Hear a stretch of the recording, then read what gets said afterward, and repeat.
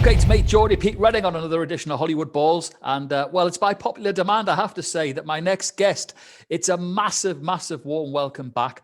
He's got to be one of the most popular guys that we featured on here. Just if you missed the first one, well, first of all, how dare you miss the first one? Because it was absolutely incredible. And it's a big, big welcome back to the super artist that is Paul Trevillion. How are you, Paul? I'm rocking and rolling. I've never been happier, I do mean it, as a Spurs fan. It's taken me back to when I was 3 years old, and I was standing on the Tottenham terraces, and I sang this. All their name is Tottenham Hotspur, they're the best team in the land. They play the finest football and the spirit's simply grand. They'll win the cup, they'll win the league, of that there is no doubt. That's why you'll hear us Tottenham fans so very proudly shout, play up you on Spurs and bring the glory. Well, it is the glory, but this is why I'm the happiest man alive. It's the glory book. This is a book that every Spurs fan must have. Okay. Because it's not got 10 interviews in it. It's not got 20 interviews of the legends. It's not got 30 individual interviews of the greatest players to ever play the game. Keep counting. There's even more. And this book comes out May 6th, which is the anniversary of the glory when Tottenham were the first team of the 20th century to win the double. And that is a book, I promise you, not only is it, look, there's so much thought been put into this. So where can people get info, Paul? Where you know, you're saying that the big launch is May. Where can people find out about it? Where can people find out? Oh, they're going to get on to Mooney and Lambert. Now, this is very strange because the publishers are based in Idaho, USA. Oh, wow. And the president of the company, Troy Lambert, knows more about Tottenham than even the legend Paul Trevillion. I don't think that's possible, is it? How can there be anyone that knows more about Spurs than you do? I'm not having that. I don't believe it. I don't believe. Listen, Paul. You're looking brilliant. You're looking amazing. We've been in touch since the new year. This is awesome. But again, you're still the busiest man in the world. Tell us a little bit more about what you've been doing since January, other than sending me pictures of you getting the old jab. I've been tied up with Tottenham, as you know, and this is the man. 1 year at Tottenham. The anniversary.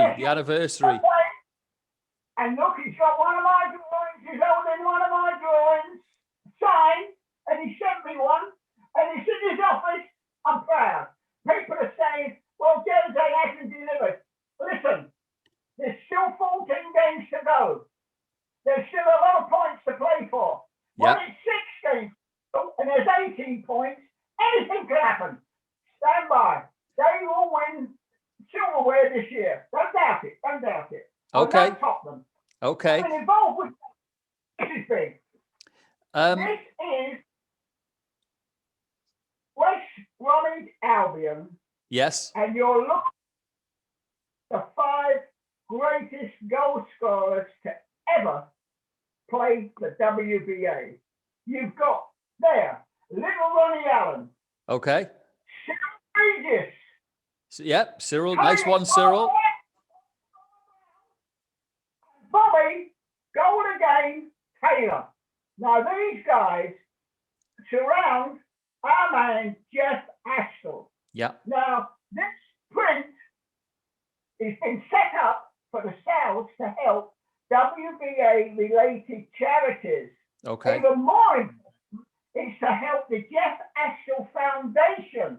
Imagine that. And they are now with the PFA and they're looking into dementia.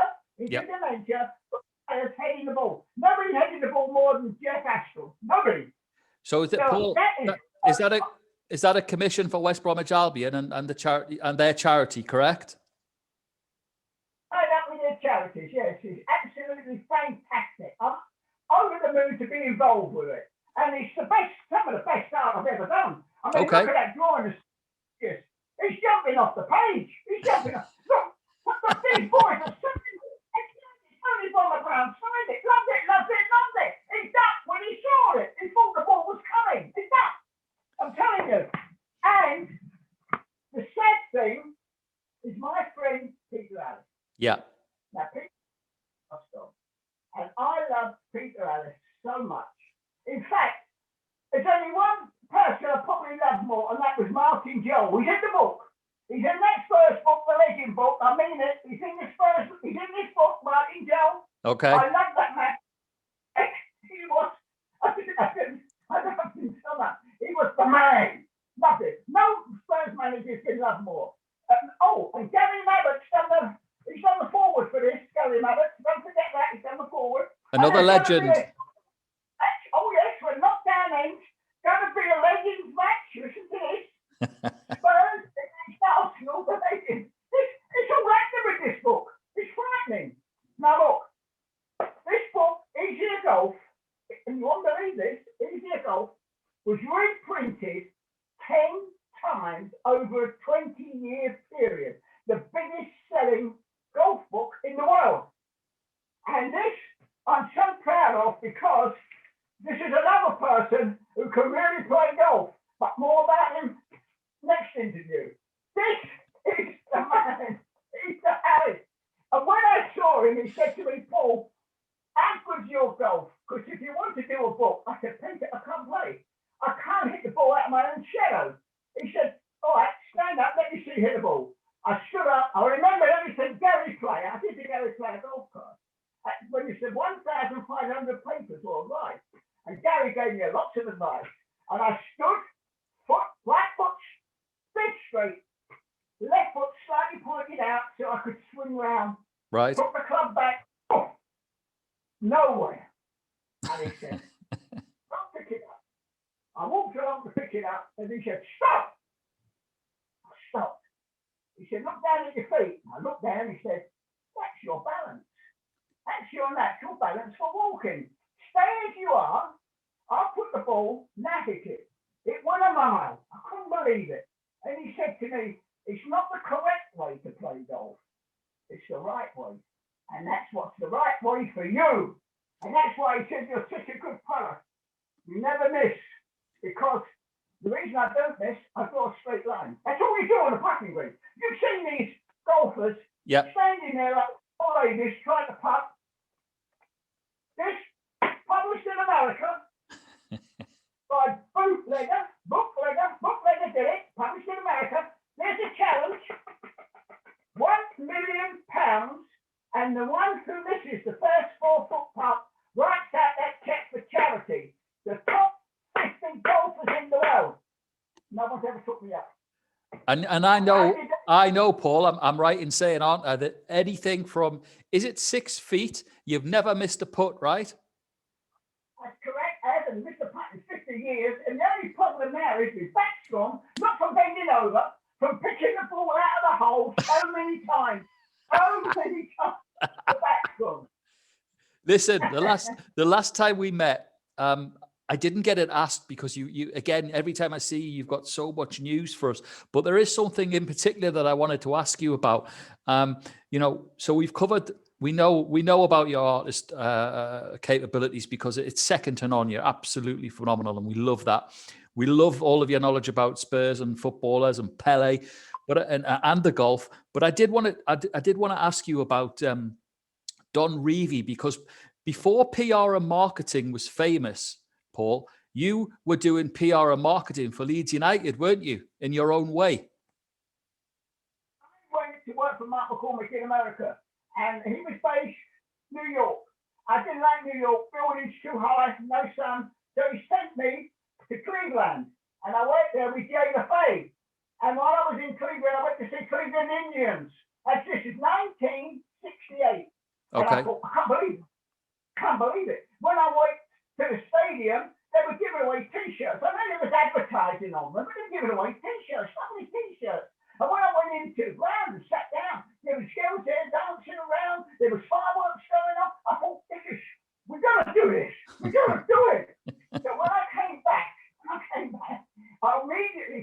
thing for the kids. I do a replica kit. I went to Ambro. I said, let's do a replica kit where the kids can play like the team. They said, Okay. when they go, what? I said, great. 1970 World Cup. It came out. Replica kit, but they found it wasn't the little kiddies buying the most. It was the large size one for children was now being worn by men. So they said, let's do it for men. And of course, boom, that was it. All started around the grounds. Now, I'm still thinking of what I saw at Cleveland. So I went to see Bill Nicholson at the start of the 1971 season, 71-72. And I said to Bill, I've got a great idea. This is what we've got to do. I saw it at Cleveland. It's been haunting me for 2 years. We must do it. He said, what do you want to do? I said, I want the players to wear sock tags. I want them to come out earlier. He said, no, it's not for me. He said, listen, I'm a great fan of Don Revie. I said, oh, come on, Don. What? He said, they're all internationals. They've got a bad reputation. People think they're a dirty team. They're not a dirty team. They play great football. He said, but Paul, listen to this. Do you remember Ron Burgess? I said, yes.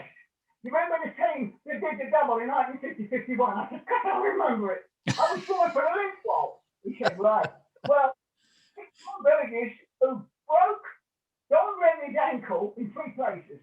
He said he'd never play a game. And I and Ron went to see Don 3 times in hospital. And he said, I'm going to beat them. And he did. He come back. He played for England. He won a cup winners medal. He's the man. I get onto him. So he got onto Don Revie. I went up to saw Don. And I said, Don, this is what I want to do.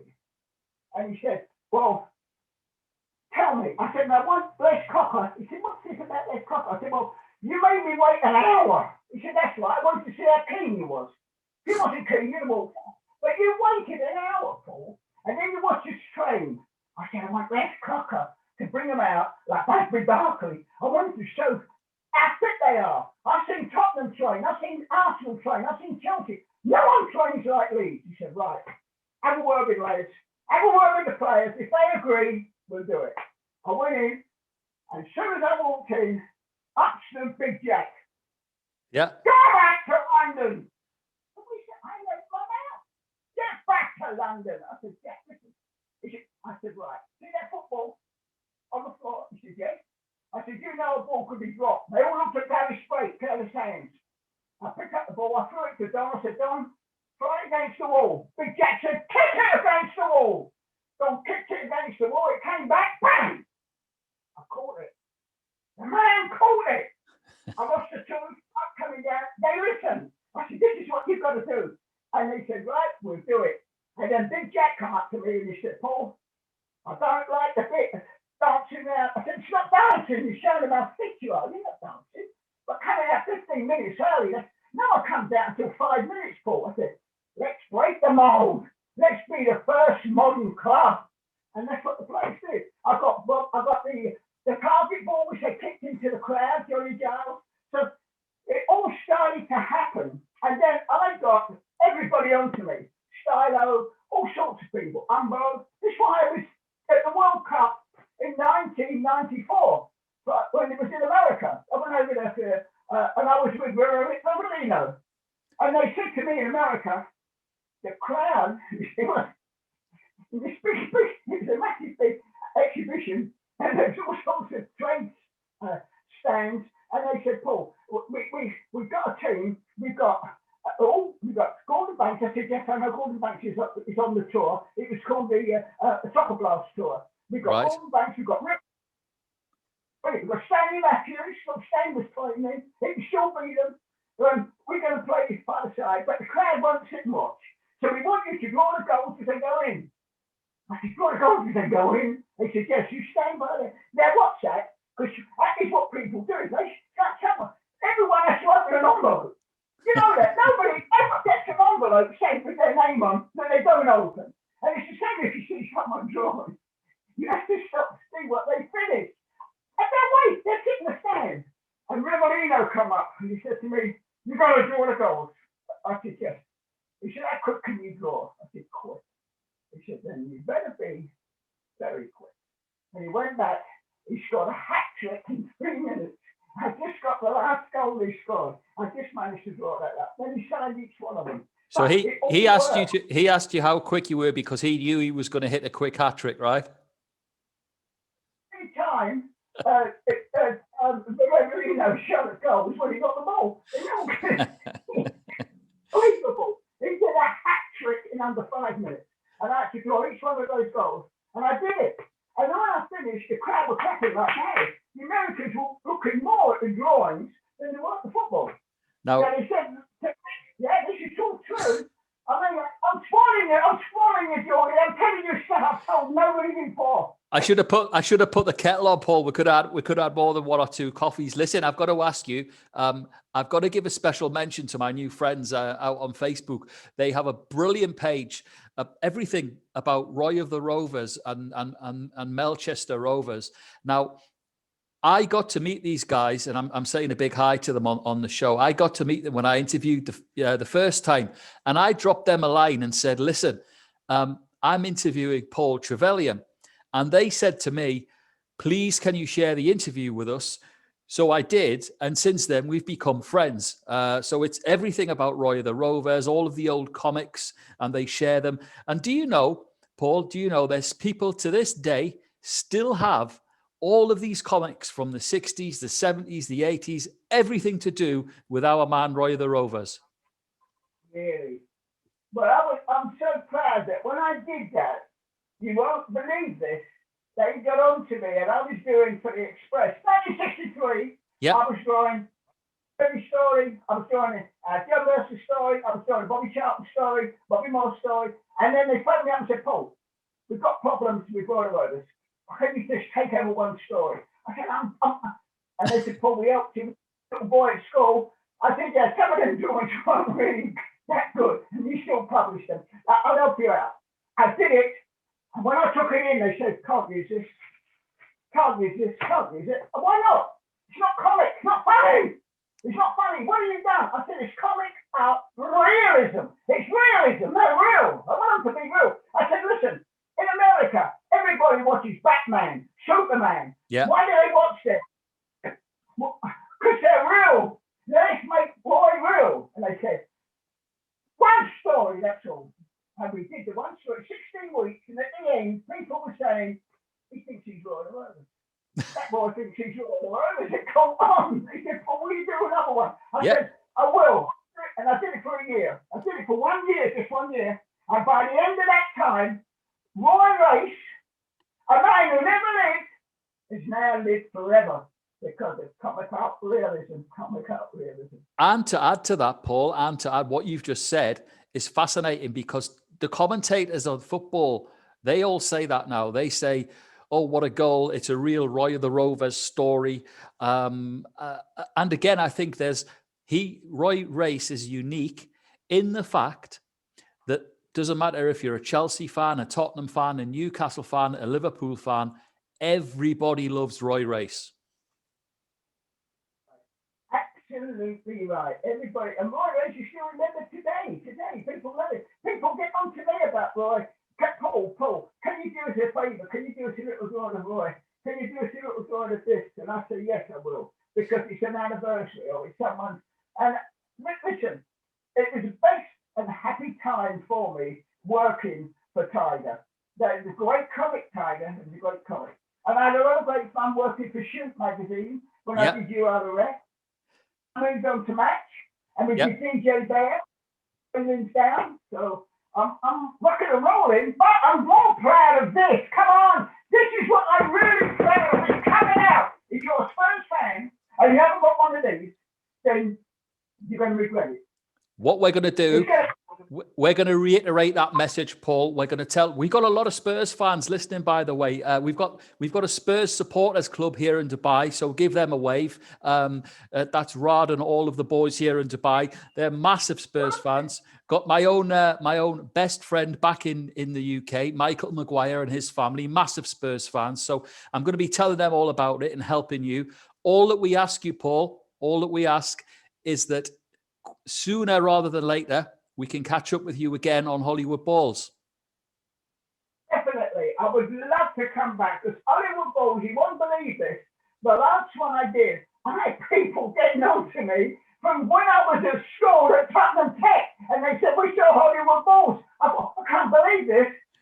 I mean it. You changed my life. Hollywood Hollywood Balls. If you're not on Hollywood Balls, you've never been on anything. It's the number one. Amazing. Ladies and gents of Hollywood Balls, put your hands together for the one and only Paul Trevillion. Thanks so much, mate. God bless you, Jody.